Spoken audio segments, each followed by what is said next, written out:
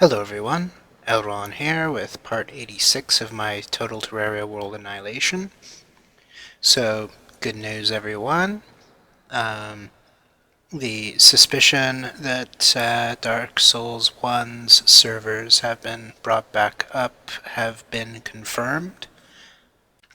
The timing of it was certainly interesting. I had spent somewhere between 10 and 20 minutes talking about the lack of servers and whatnot, but I guess I can say now I told you so to those of you who had doubts about my statements about them um, going to either fix it or make a statement once they give up on fixing it. So, yeah.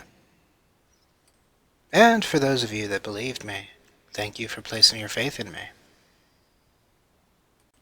So at this point I can say with confidence that we can see each other's writings, we can see each other's little blue ghosts that don't interact with each other at all, and we can white phantom summon. I have not tried anything PvP at this point, and yeah, I'll leave that at that.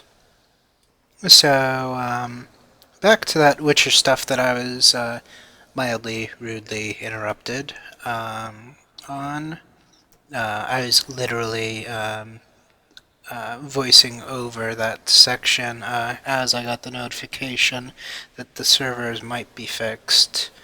So back to that.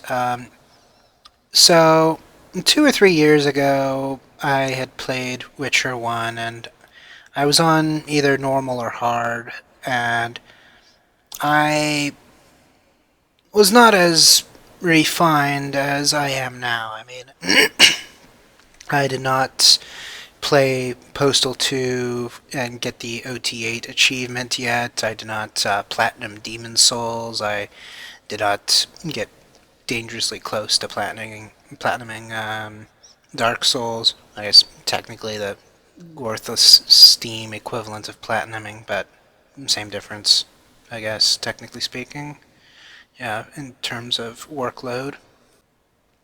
And of course, I had no past experience with the wonkiness of Witcher 1. So, in that first attempt at playing, I had uh, gotten out of the sewers, and then basically finally got fed up with everything when I went to go back into the sewers for the con artist. Basically, the whole fighting in pure darkness was excessively obnoxious to me, and I'm way too much of a resource Jew to use potions, and normal and hard did warn you that you would have to dedicate your life to alchemy and whatnot, but I tend to be the type of person that finds a way with those kinds of things. But now the thing is, someone wants me to go out and play Witcher 3, but I can't play Witcher 3 until I play 1 and 2 because I know it's a proper logical continuation of story and whatnot. If they were all parallel universes like the Final Fantasies, then I'd be totally fine with that, but I need to do 1 first. And so I took the owner of Witcher 1's advice, because I'm using it off of Family Share, and basically just started over on easy because the challenge of Witcher 1 is partially due to just cruddy gameplay in the first place. But it's funny because I've now gotten past where I was, and everything is excessively easy.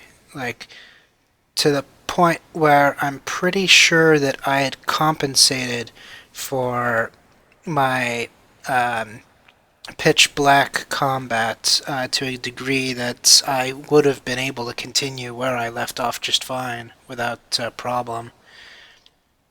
Because I think that in my first attempt, I was stupid enough to keep a dagger around instead of a torch. So I didn't have a source of light at all, unless I really wanted to be expensive in, my level of expensiveness and drink a cat eye potion.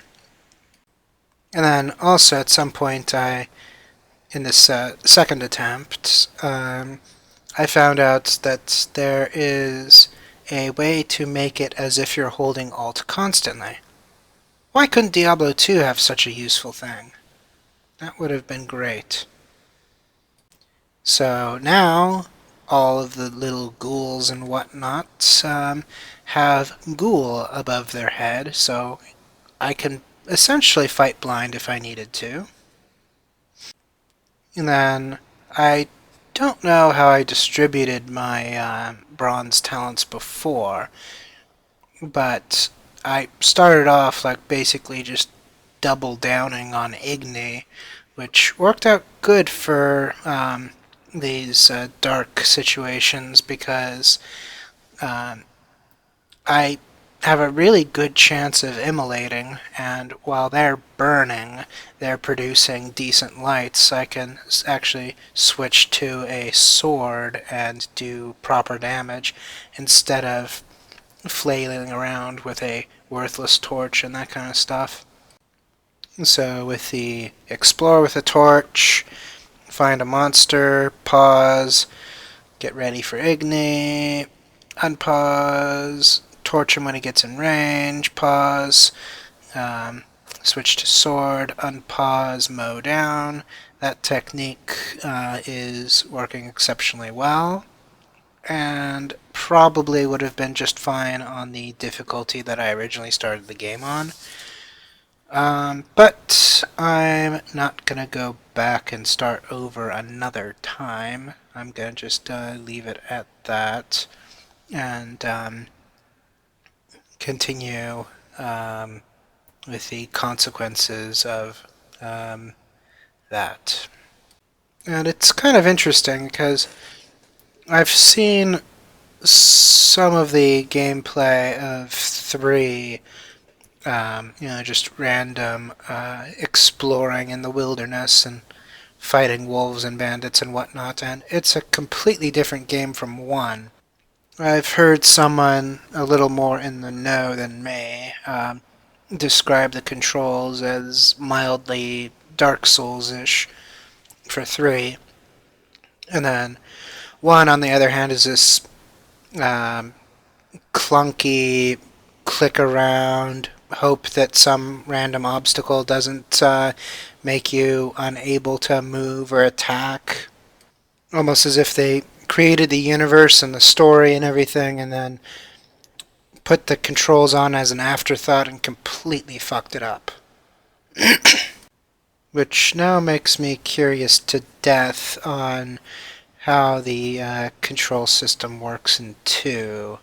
Um, According to the person that actually owns 1 and 2, 2 is a lot better of a game in general.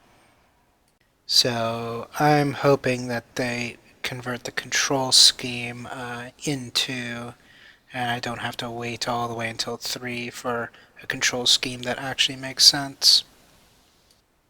Well, that about does it for this cohort. I will see you next cohort.